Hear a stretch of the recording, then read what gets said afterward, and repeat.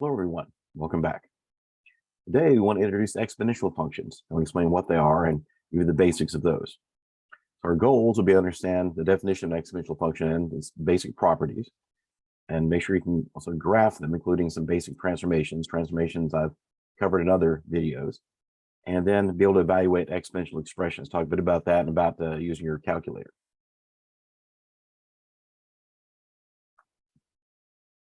So an exponential function is a function that looks like this, where the reason it's called an exponential function is because your x, your unknown variable, is in an exponent. So simply having any kind of exponential expression in a function doesn't make an exponential expression necessarily. It's when the x, or the unknown variable, is in the exponent itself. Now here, a few things to notice about and this a is called our base of our exponential expression. And of course, the x then is our exponent. Now the base a, and this for these kind of functions, is considered a real number, where it's going to be positive, and also a is not equal to 1. If it's 1, then everything would just be 1. And the c in front, we'll discuss a bit more in this moment, is not equal to 0. If it was 0 here, this function would just be 0. Is also a real number. And the great thing about exponential functions is the domain with any exponential function is all real numbers. Now, sometimes the base a is called the growth factor, because that indicates how quickly, depending on for a given exponent, how quickly something will grow. Okay, and we'll see it will grow or decay depending on whether a is bigger than 1 or not. But that's your growth factor. So the bigger a is, if a is bigger than 1, the bigger it is, the faster it grows. The smaller it is, the slower it grows. And also the c in front, this number c, is something called the initial value, since if you evaluate f of 0, plug in 0 for x, and as you can see, a to the 0 is just going to be 1, and so you just get c. So when you start an exponential process, that's called your initial value, since that's what you begin with. Now, let's talk a bit about the properties of exponential functions below. And we'll look at basically sort of two classes. So the first class, is when your base, your a, is bigger than 1. And the second class is when a is between 0 and 1. Remember, here a is always going to be positive. Now, I will graph this just a moment, just mention a few things. So your domain, once again, is all real numbers, which makes exponential functions really nice. And your range is 0 to infinity, with 0 not included. We'll explain that in a moment. There are no x-intercepts, and the y-intercept is 1. And the x-axis, where y equals 0, is actually a horizontal asymptote, and the graph goes on the graph, and as x goes to negative infinity. So as x goes to negative infinity, then the graph approaches 0, but never actually becomes 0. So that's why your range doesn't include 0. So also, as long as a is greater than 1, this function is an increasing function, is also 1 to 1. It contains these 3 points, which we'll show in just a moment. And once again, the graph is 1 to 1 smooth, which means it has no corners and no gaps, and is continuous. So let's come over here to the right and actually graph an exponential function.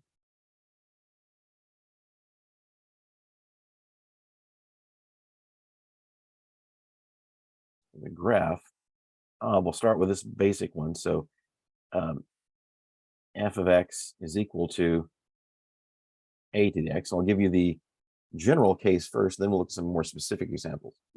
So first, let me actually include a grid we can use to graph. Okay, so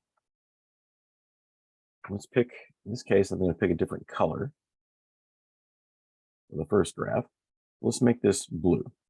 Okay, so to graph this, to help us start to graph a to the x, let's use these 3 points which included. So a minute ago, I told you the y-intercept is 1. So this point right here is on our graph. So this is 0, 1. Now, it also contains the point 1a, because if you plug in 1 for x, a to the 1 is a. And let's just pick some kind of a general spot. I don't know exactly a is going to be. Let's say it's right here.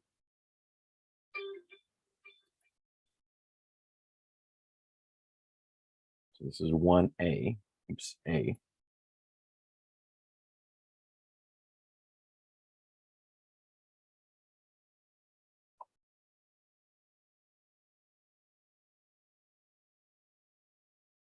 And then -1 and 1 over a. Because here, if you plug in -1, you'd have a to the -1. If you remember your rules of exponents, a to a -1 becomes 1 over a. So that's going to be, let's say, about right. I'm sorry, I just realized this is actually the wrong spot, isn't it? Because it said 1a. So sorry about that. Let's say a is right here. Then 1, -1, and 1 over a, let's say, is about right here.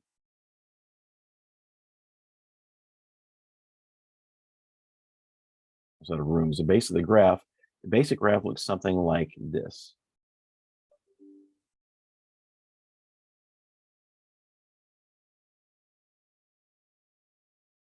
And maybe a little hard to draw sometimes with the writing pad, but you get the idea. So it's going to approach,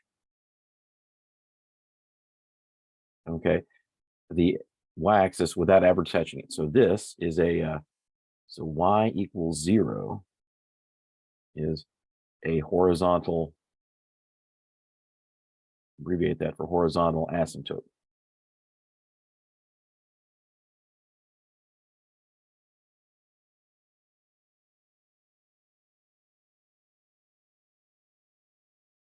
Okay. Right. So it's going to approach from this side, it will approach 0 without ever reaching 0. Okay. But this side, it will grow really quickly, go toward infinity. So once again, that's why the range is 0 to infinity. And will include all real numbers.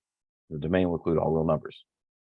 Now, that's f of a to the x. Now, also, I should mention, I'd be more specific, that's when, go back to black here, that's when, in fact,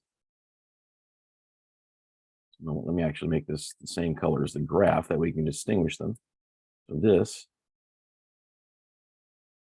the graph of f of x is equal to a to the x, or once again, where a is greater than 0, or greater than 1. Okay, now let's also draw in the same graph, let's draw f of x is equal to a to the x when a is between 0 and 1. Okay, now let's talk about that graph. So it's going to be very similar. As you'll see, it has exactly the same shape. It's just flipped in a way. So when your function, same function, okay, when a is between 0 and 1, your domain and range are still the same. The first two statements are also identical. No x-intercepts, and y-intercept is equal to 1. Here's where it starts to change. Once again, the x-axis is still a horizontal asymptote. It's going to go as f goes to positive infinity. Instead of this direction, it becomes a horizontal asymptote in this direction. Now, this is going to be a decreasing function and is 1 to 1. It contains these 3 points. Actually, the same 3 points. Remember, here a is a fraction between 0 and 1. And then, once again, this is also the same as well. The graph of f is 1 to 1. It's smooth, meaning it has no corners.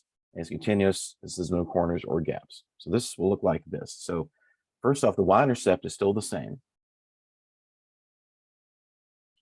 It contains the point 1a. Remember, a is a fraction. Let's say a is about right here. Let's say it's, we'll see a better example here. Look at something like our base is 2. And then, as we'll see, it's going to be a mirror image. So -1 and 1 over a. So if a is less than between 0 and 1, 1 over that is a bigger number bigger than 1. So it will actually be a mirror image and look like this. So this is also -1 and 1 over a. And it will look like a mirror image of this graph about the y-axis. And once again, it'll be a horizontal asymptote in that direction. Okay. Now, if you're wondering, aren't those, if you know about graph transformations, you understand the idea of reflection about the y-axis, or a horizontal reflection. And it turns out this is the same thing. So let's actually take a look at a few more specific graphs. Let's go down to our next page. This time, let's look at a very specific one instead of it being a general one. Let's look at, let's do the graph f of x is equal to 2x. Okay. So once again, I'm put a grid below this so we can see this. Let's graph this, and also we'll graph 1/2 x.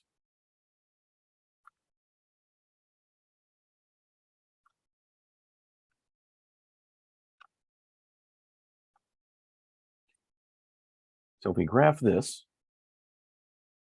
so our intercept is still going to be 0, 1, as it is with all exponential functions. Put it in this way.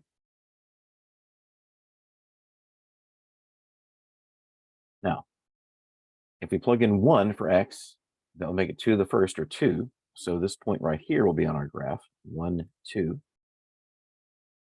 And then if I plug in negative 1, it's going to be 1 over 2. So 2 to the negative 1 will become 1/2. So that's going to be right here.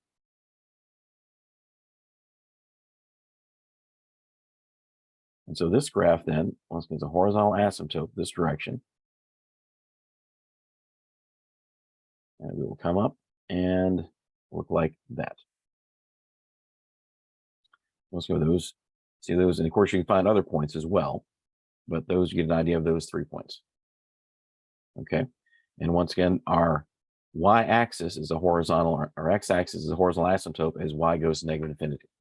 Now, let's also graph f of x. Ooh, sorry about that.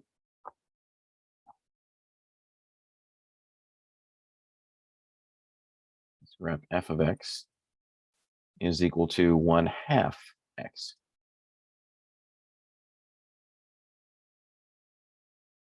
Now, so that fits this description, the second case, where a is between 0 and 1.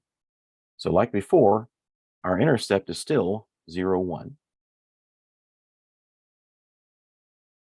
Actually, I realized, give me just a second, or else I should have written that up here on this one as well.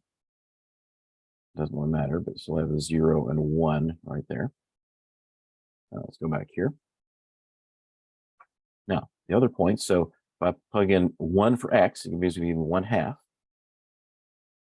This point right here is 1 and 1/2. Now, this next point, if I plug in negative 1, 1/2 the negative 1, remember a negative exponent, negative 1, essentially flips this, so it becomes 2. So this is going to go to 2, which is looking a little hard to see. It's going to be right there, unfortunately, but that's going to be negative 1 and 2. And so this graph one's going to be a mirror image of the one we just saw.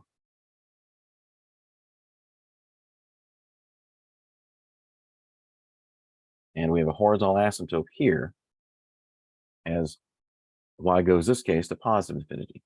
Now, a couple more remarks on this. Let's rewrite this just a moment.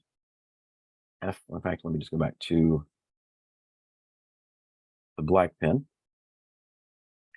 Let's take a look at this. Sorry, I don't know what that is.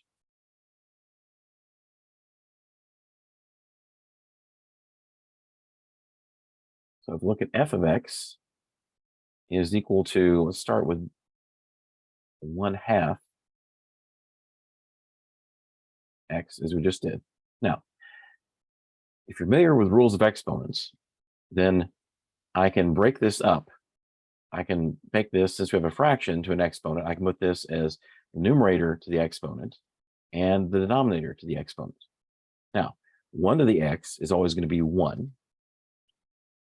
This is the same as 1 over 2 to the x. And also, if you remember rules of exponents, this can be written as the same as 2 to the negative x.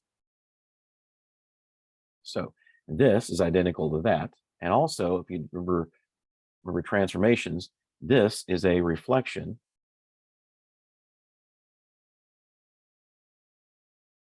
of f of x is equal to 2x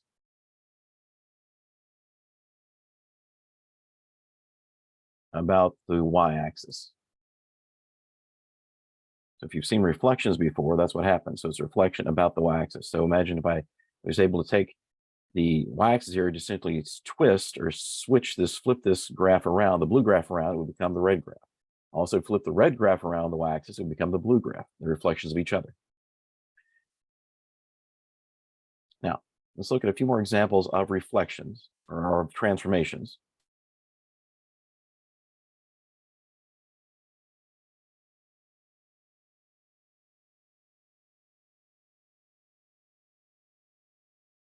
This time, let's graph y equals y, or f of x equals 2 times 2 to the x. Now, what's important here is to think about using order of operations and what this says. So, question is, what's being raised to the x power? Is it both 2's here, or just this 2? Turns out order of operations is just this 2. If I was raising 2 times 2 to the x, I would need both those in parentheses. That would become 4 to the x. That's not the case. So here what we're doing is have 2 to the x, then multiplying it by 2. If you remember, what this is going to do is this is a vertical stretching, so it's going to stretch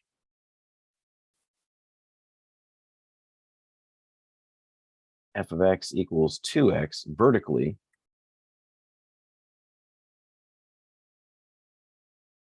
by 2. So once again, let's put a grid on our paper and see. Let's graph both. So I'm going to start. I think I'll do the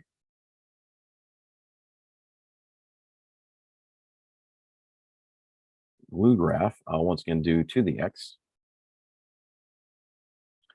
Once again, we have for the first graph, then we have our intercept 0, 1. We have 1, 2. And then we have -1 and 1/2. This is just the graph of y equals 2 to the x.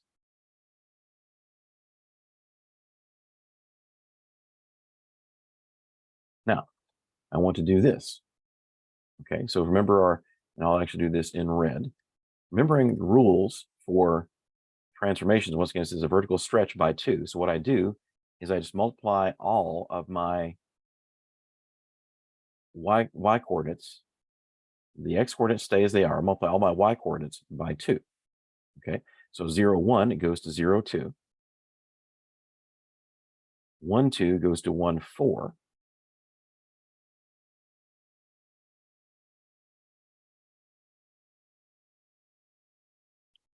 And then the point 1, 1/2 goes to, or -1 goes to -1, 1. Now, this is still in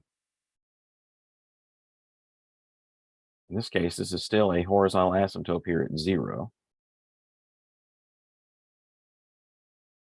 And so this graph looks like this.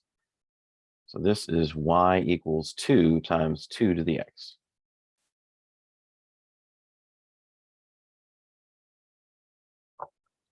And also give me a moment. I may need more space. Make sure I have more than enough.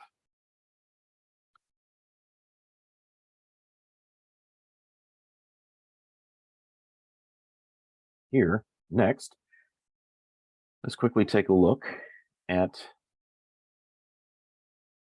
this time I want to graph y equals 2 to the x plus 1.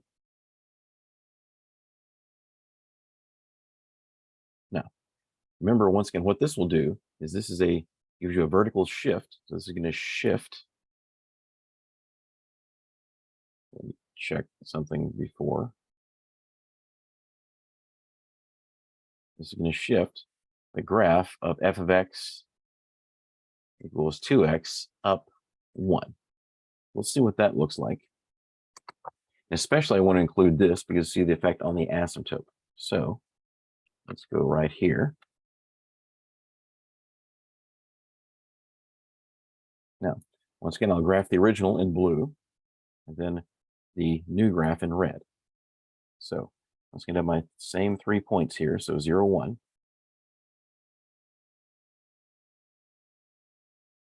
1, 2. And -1, 1/2. So once again, here is my original graph. Y equals 2 to the x.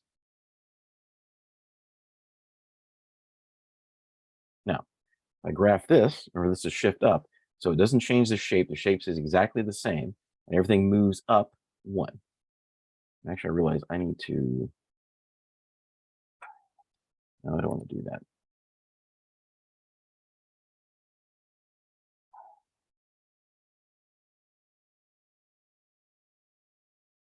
Okay, that will be all right. Now let's graph this. So also what's going to shift up as well is my horizontal asymptote. So now we have a new horizontal asymptote at 1. So let me draw that. I'm going to make that a dotted line.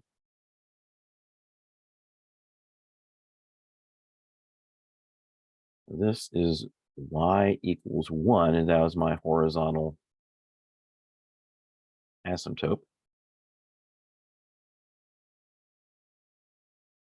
Okay, now I just shift all my points up 1. So this new one goes to -1 and basically 1.5 or 3/2. This one goes up to 0, 2. And this one goes to 1, 3. Shifting everything up 1, not changing the shape, and it should look something like this. And once again, you can always graph these on a graphing calculator or a website like Desmos to get a better idea. So this is the graph of y equals 2 to the x plus 1. Now, let's take a look at another transformation.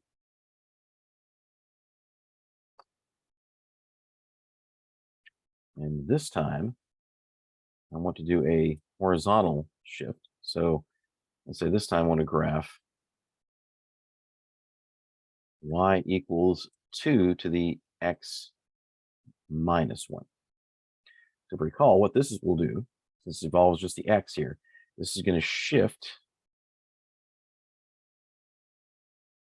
the graph. Remember, horizontal shifts are kind of the opposite of what you think. So this is -1. It's actually going to shift it right. Shift the graph, shift the graph of f of x equals 2x right 1. Okay, so like this graph before, we shifted the +1 here, shifted this graph up 1 as a vertical shift. The shape stayed the same. Here, we're going to shift it right 1. Once again, our shape will stay exactly the same, and we'll simply move it.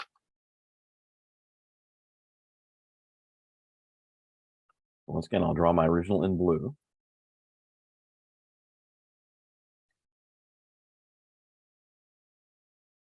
0, 1. In fact, since we've seen this a few times, I think I won't indicate the exact points. I won't write the coordinates of the points here. So 0, 1, 1, 2, and -1, 1/2.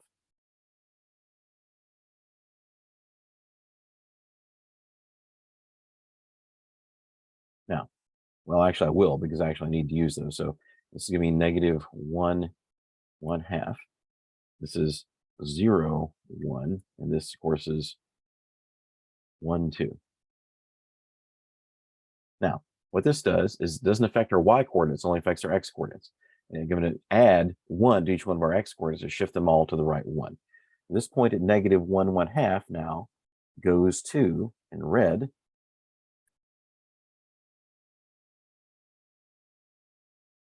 goes to 1, or sorry, 0, 1/2. This point at 0, 1 goes to 1, 1. And this point at 1, 2 now goes to 2, 2. Now, a horizontal asymptote stays the same, since this nothing is affected vertically, and so it looks like this. So simply that graph shifted to the right. And so this, of course, is y is equal to 2 to the x minus 1. And let me go back and label this one. This was y is equal to 2x. So that's a horizontal shift. So here we saw the vertical shift. And we also saw stretching. And we also seen a reflection as well. Now, a few more things to mention before we wrap up this video. Introduce something else. So something called the number e. Okay. Now the number e, you may have encountered this before, seen it before. And here's actually the official definition. So this is something actually calculus concept. I'll explain it briefly. So if you have this expression right here, 1 plus 1 over n in parentheses, and raising the whole thing to the nth power. If you take integers and start increasing n, okay, so 1, 2, as it shows here, take this entire expression and figure out what that is for a larger and larger n, this whole thing gets closer and closer to what's called e, or about 2.718. So you see in this table, it shows what happens as you plug in 1, 2, 5, 10, and so forth, all the way up to it's like 10 billion. And what we get then, as it gets closer, it settles down, it gets closer and closer to about 2.718. This is the definition of E, and that's what this means by limit as n goes infinity, is basically it's a limit in the sense that as n gets larger and larger, this thing actually settles down to that value. So E is the most commonly used base in exponential functions. So another exponential function we'll see in the future is the exponential function of the base E. Now remember, this is just a base, so it works just like what we saw with 2. In fact, this is approximately 2.718. So it would grow faster than this since the base is larger, but with all the characteristics we've seen so far work for this base as well. Okay, so the function f of x equals e to the x works exactly the same way in terms of the basic characteristics and also transformations.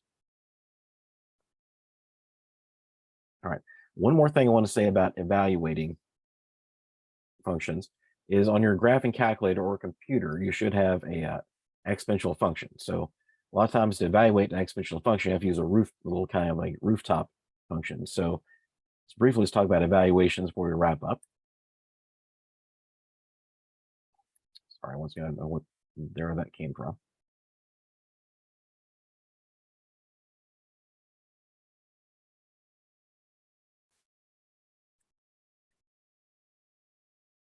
So let's say I want to evaluate expressions such as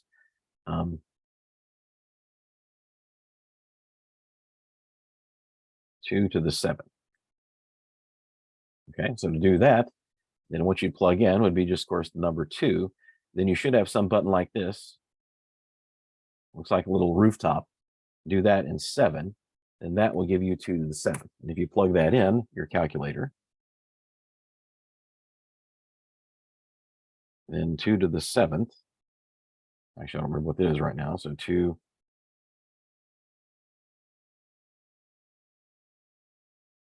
is 128. Okay, so you push those 3 keys, 2, then that, then 7. Or some of you also may have a button looks like this.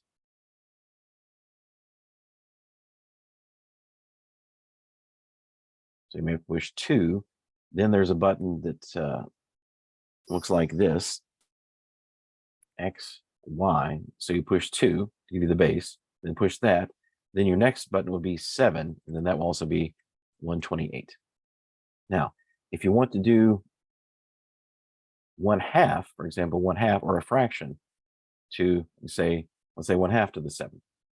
Okay, so the best thing to do there would be then to actually, in parentheses, do type in 1/2 like this, then do the rooftop, then the 7th, and let's see what that is.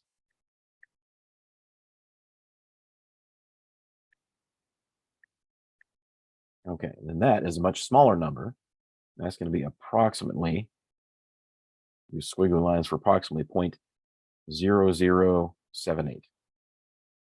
And in the same way, or if you use the other method, then it'd be, and here you might, depending on your calculator, you might actually have to use a decimal for your base, 1/2, and then once again, this exponential button, then 7, but give you the same thing. So we've looked at today or introduced the definitions of exponential functions, what they are. We looked at some basic graphs of them to understand how they behave, and also looked at some transformations and evaluations. Make sure you do all those things. Thank you. Have a good day.